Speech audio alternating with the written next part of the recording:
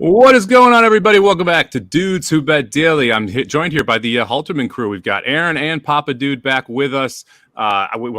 First off, big Sunday here in sports world. We've got the Open. Rory McIlroy just took the lead heading to the back nine, so that's a fun watch. We've got Saratoga day 4 here. Someone finally hit the pick 6 yesterday, but it's a great card, tough card today too. I thought a lot of ways you can go, especially in the back half of it. Aaron, how's it going, my man? Man, it's good. I've got a full night's sleep, and I feel really good about that. I got the office actually set up. I just kind of had the laptop here yesterday. I got the full computer set up. I feel like I'm at home. I feel like I've got an office, and I'm rested. So I feel good, man. Saratoga was fun yesterday. I was kind of in a haze the whole time watching it, though. So I'm looking forward to being able to be fully in tune today. Yeah, it's nice to have an office. It's funny how that really changes how you feel when you're kind of traveling. You have somewhere to kind of plant down and just live in. Oh, absolutely. They made like a whole bar on the upstairs of this room, and so I just set up at the bar. It's awesome. I see you ID there back, so got to make sure you're not serving any minors there, especially since we're on here live. Right. Yeah. Papa Dude, we got to talk, man. Yeah, what? I heard a rumor you went 15-1 in baseball yesterday. Yeah, and new strategy. I just put all the teams in a hat. You see, here's the thing. Your son's talking you up. He said you're putting all this work in, you're crushing it, and then you go 15-1. You're telling me you're putting in a hat now? Well, I actually picked him. I was so enthralled in how we did yesterday at the track, Aaron and I, with I call them our lesser tracks that he's kind of let me delve in on because he doesn't trust me with the big ones. But anyway, no. I was so enthralled with that this is the truth. I saw the game that I picked. I made sure and checked that out. And it went 11 innings, and I thought I was going to blow that one too. And I thought it was a sure thing. It took 11 innings for the Mets to beat the Cubs in the first game. And I got to tell you the truth, I didn't even check the baseball till this morning that I went 15-1 because I don't check the baseball I don't do very well. So I told Aaron this morning, I don't think that'll ever happen again. I'll tell you, it's almost impossible to get 15 out of 16 baseball games. It really is. Yeah, man, baseball is tough because there's so much randomness that goes into it, and you could have one pitcher blow up, and all of a sudden that picks off. It's a lot tougher than the NFL, which you feel like you have a little bit more of a money line perspective. Absolutely, a better idea of who's going to win those games. Absolutely. Well, in the game you lost was incredible too because you picked the Padres to beat the Giants, and it was 1-1, and they lost it in the 9th inning, or you would have had all of them. Of course, you did have a couple of comebacks, and you won in the 11 innings for the Mets, but still crazy. And here's the thing: today I might go 1-15. You're not going to go 1. Come on, Papa Dude, positivity here. We're streaking right now. I told you, the guy went 15-1, and he'll come on here and go, I don't know, we'll do terrible today, and I didn't really concentrate. Only 14 games today. I'll take 8-6 right now. I guarantee you. He stayed up and studied all these games for hours. Not true. You can't study baseball. You can't. I'm taking over on Papa Dude's 7.5 wins today. I'm taking the over on Papa Dude's 7.5. We had a big day at the spa yesterday. Let's talk about that a little bit before we talk about today's card. In Italian, man, I tweeted this yesterday. This is the first time I've been shocked at the entire meet. I wasn't shocked that Chad Brown or In Italian wins Diana. I was shocked he went 22-45 and set a new course record. It's been hot. Clearly, the turf course is faster than the dirt right now, which is kind of interesting to see. We saw 111 in the Sanford. Aaron, how impressive was that for In Italian to be able to wire that field going that fast? It's really funny because we were doing a lot the reactions that we do, and the videos up on the YouTube page, and all three of us were like, she looks very much in control. She's not overextending herself, but she is flying, and it sets up for these other Browns. Technical analysis got a great stalking trip, and I'm like, yeah, that's good. She's going to win. She's got the jump on Bleecker and Rozier, and it looked like turning for home. Wow, technical analysis is going to get that huge win. In Italian didn't stop. I mean, I didn't think those horses behind her ran well. They did. But she didn't stop. And I'm like, she's not going to stop, guys. It was incredible. To see that performance. I always chuckle at the buyers. She sets a turf record. It gets 100 buyer. I'm like, come on, man. I'm almost like through with the buyers completely. Not even going to look at them. Yeah. It's one of the reasons I love buyers is because there are mistakes in them. And everyone looks at them. And so you can take advantage of those mistakes if you're able to figure out, okay, this is a bad buyer. This is a good buyer. This is a false one. And a lot of times you see huge buyers from horses that run 4th in stakes races or 5th in stakes races. Then they come back as the favorite, dropping back down. And that buyer's not real. It's a false buyer. It's based off of the other horses that ran in there. And sometimes you can get a nice way to fade favorites by going through that. In the Sanford, we have Brad Cox ship in and win with the 2-year-old. Absolutely phenomenal performance there as well. Forte kind of disappointed, churned his wheels a little bit around the backstretch. Ended up coming home in about 111. Any quick thoughts there on the Sanford, Papa Dude? Well, 2-year-olds, can you depend on them? You just simply can't. And that horse may come back and run great next time. You just don't know. I thought he closed okay, but this never was a factor at all in the race. Not at all. And that's pretty disappointing. I would say they're very disappointed in that horse. Aaron? You know, it was kind of a theme of Saratoga. The horses that you really thought, or for yesterday at least, the horses you could really kind of, we're going to count on this horse. We're going to lock in on this horse. And they kind of just no-show, you know. The one I picked on the show from the third race, absolute no-show in that no race. reason for that, yeah. For no. If the horse runs second to the one, it's like, well, the one ran a fantastic race, but at least their horse ran just didn't show up. Reinvestment risk didn't run a step in that race. It was getting a perfect setup and didn't run a step in that race. And then Forte, you know, didn't fire whatsoever. And it was a day where you tweeted it, Somich. It's hard to string together your fourth or fifth horse in every race. You did a very good job hitting the pick 5, the early pick 5. The late pick 5 was there, like the Cox horse that won this race. I had the horse in fourth, but I went too deep in the race, you know. And I had another winner that was fourth, and I had it on the ticket. And then our fourth choice here was on the ticket. But you can't string all those together unless you have a huge bankroll to play with. And we try to narrow them down, and that's what makes it tough. So, yeah, if you could hook into reinvestment risk and get that single home, then maybe you can spread another legs. That didn't happen. But It's not like Baby Yoda was impossible. It was just like he was like the third choice on a race you needed to go short in. Yeah. And that's, you hit the nail on the head, right? You got to go short somewhere. And that's where it gets difficult. On Friday, when the pick 6 carried over, I had every horse on my grid. But it was my fourth choice, fifth choice, fourth choice, second choice. That's really hard to get to. You have to structure perfectly to have a chance. Long term, it's awful to go 4 by 4 by 4 by 4 by 4. Like, you cannot do that. But for this day and Friday, really, that's kind of what you had to do to hit him, at least for us. I mean, there were people that hit it, and it's great handicapping if you did it. Papa Dude, for us, the pick 4 show we did for the Friday late pick 4, we were all over it. Yeah, but City Man wins, and we went 3 deep in that race because we said, hey, we got to kind of narrow this down. And you have to. And if we go 5 or 6 deep, City Man is on the ticket. That's right. Because in a pick 4, sometimes if all the favorites come in, you can't even cover your bet.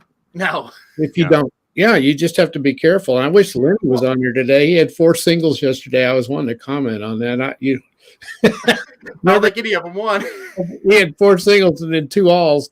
And I wanted to say yesterday, Lenny, that's a good way to lose. Hey, he hit 2 legs, right? He hit 2 legs. Real quick before we jump into it, I think a quick story for me, and this is something if you're not handicapping Saratoga a lot, you have to talk about, have to look at. There's a horse named 4-Star Dave that won here 7 years in a row. There's a stakes race about him. Horse for course is a real thing at Saratoga. This track is different. Both the turf course and the dirt course are a little bit different. Last 2 days, I mean, Baby Yoda, first off, they might name a race after this horse at Saratoga. Now 3 for 3 at Saratoga. And on Friday, Daffodil's horse. I can't remember the name of it. The 4 horses Saez rode. It's like Dancing with Daffodils. Yeah, that's it. That horse, 3 for 5 now at Saratoga, or 3 for 4 at Saratoga, and the loss was in a stakes race, stepping up from a maiden special weight to allowance directly into a stakes last year. So that's another horse that we've now seen love the track back. So make sure you are looking for horses for courses at Saratoga because it's a good way to get to some prices, and they're horses you almost kind of have to use in a lot of cases here. That's a good tip, Mike. Aaron Oakland's like that a lot too. Yeah. The reason being, I think they're, like Mike said, they're very unique, but they're very, like this NYRA circuit. This is a very unique place compared to the other 2 NYRA circuits, right? And so that kind of creates that. In Oakland, like I said, the same way. Oakland's just a different duck. The weather really affects the track. They can't treat the track because it's in a state park. So when the weather wreaks havoc on the track, they just kind of just pull the tractor along and do what they always do. So, yeah, you're right. It's very much horse for course type tracks, both of them. And it's one of the reasons I think Saratoga is so tough to handicap is because you really have to ignore some of the recency, specifically on the turf, because you have a 1.16 turf races at Belmont. There are 2 turns here at Saratoga. The turf course is wildly different at Belmont than Saratoga. You look like a horse like Credit Event, who looked amazing going 2 turns on Saratoga's turf, just couldn't hold on at Belmont because of that long stretch and a single turn. And so you got to kind of give a pass to some of these efforts at Belmont or draw a line through a couple of them because that turf course plays so differently than the one here at Saratoga. Yeah, absolutely. All right, well, we're on a heater right now, so hopefully we can keep this rolling. We were down 5 units 2 days into this week. We are now up 1.5 units. We've had 2 back-to-back best bets win for me at Saratoga. Magic somehow goes back-to-back in the CFL. Papa Dude crushing baseball. Aaron's about to pick it up. I feel it. It's coming, man. You got a winner for us today. All right, we'll kick it off with a little baseball bets here in Papa Dude. And don't worry, we will talk about the feature. Aaron's going to play it, so that's why we haven't covered it yet. So, Papa Dude, tell us about one of your over 7.5 winners today in baseball. I really like this matchup again. There's only one thing I'm a little worried about. We've got the White Sox in Minnesota. And the pitching matchup, I just think is totally in Minnesota's favorite. I love their starting pitch. Not Minnesota, I'm sorry, the White Sox. I love their starting pitcher, Dylan Cease. Is 8-4, 2.30 ERA, which is 7th in the American League. But here's the kicker: 142 strikeouts in 97 2/3 innings. That's almost 2 strikeouts an inning. That's pretty impressive stuff. And I looked it up. And I didn't write it down. That's really great. Their projected thing is he may have like 280 strikeouts in 190 some innings if this continues. In his last 29 2/3 innings, he struck out 45 batters. He's 5-1, 1.52 on the road.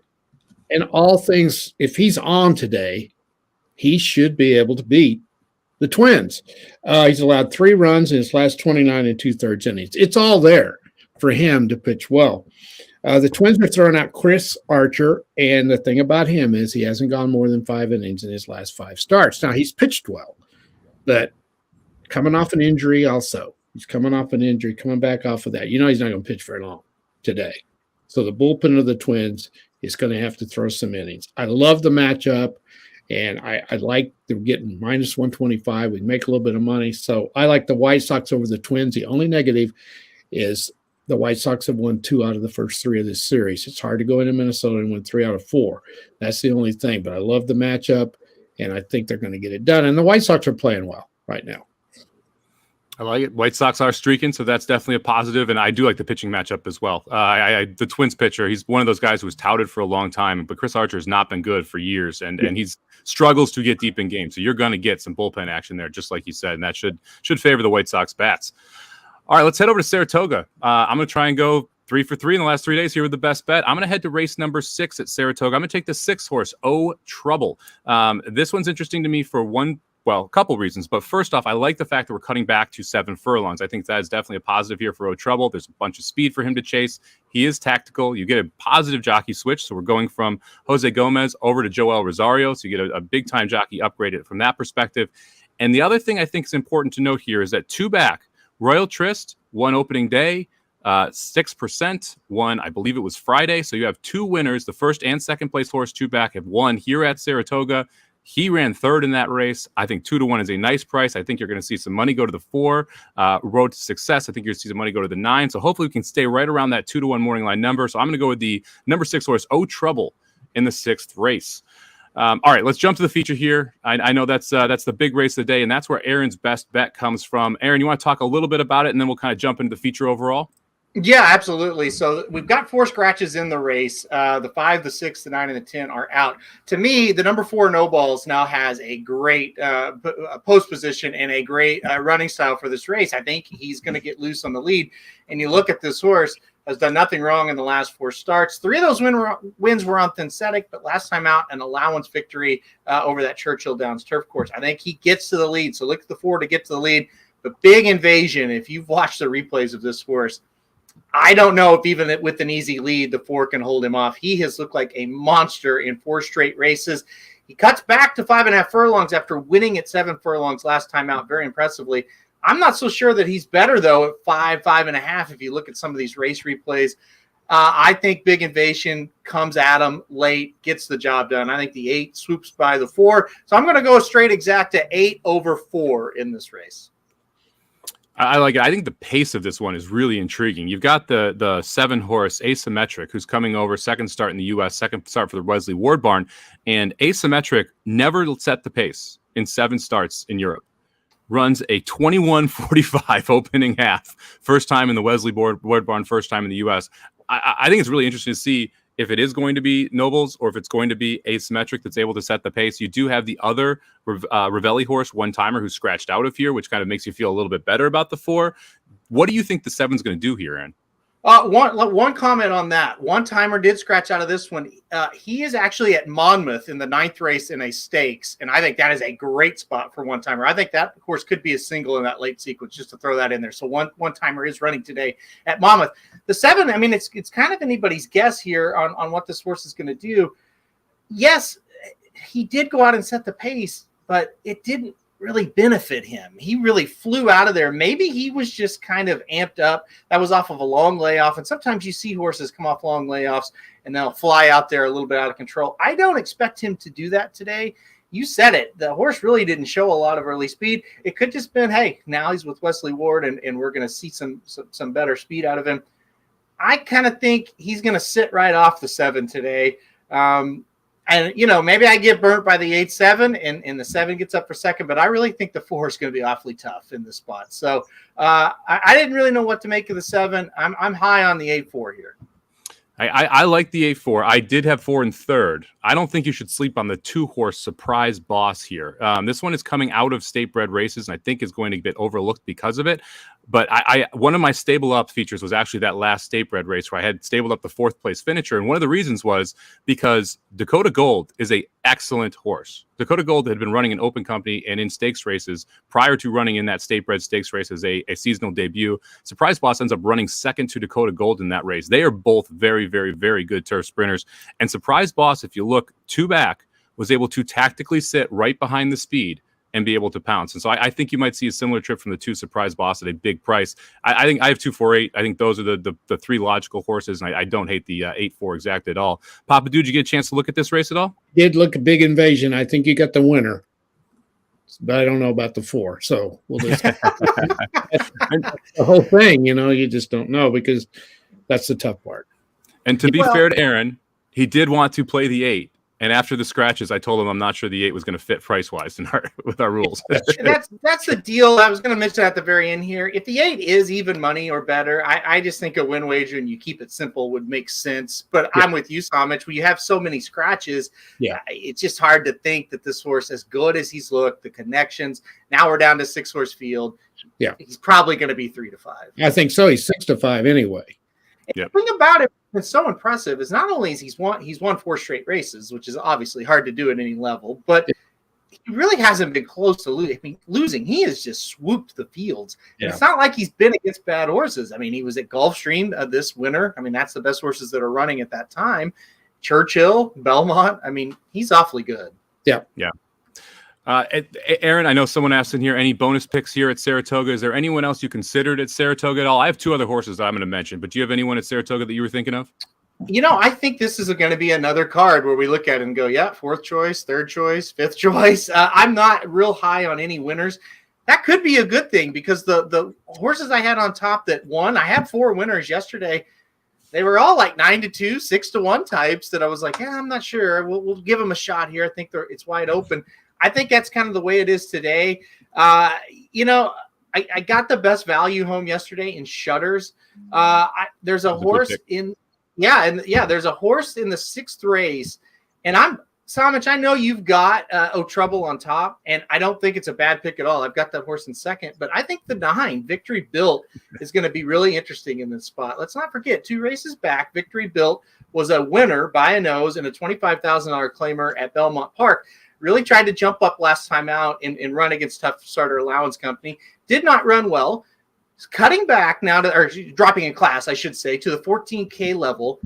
There looks to be a lot of speed in this race, but you know what? Sometimes these Rudy horses, if they have a lot of speed, they're kind of the speed of the speed. So at 8-1, I kind of like the 9 Victory Built. I don't blame you if you want to go with O Trouble on top. I think that's a good pick, but I think that 9 has got a shot as well. So that kind of be my bonus pick. Like I said, 8-1 on the morning line. I'll take a little shot with Victory Bill.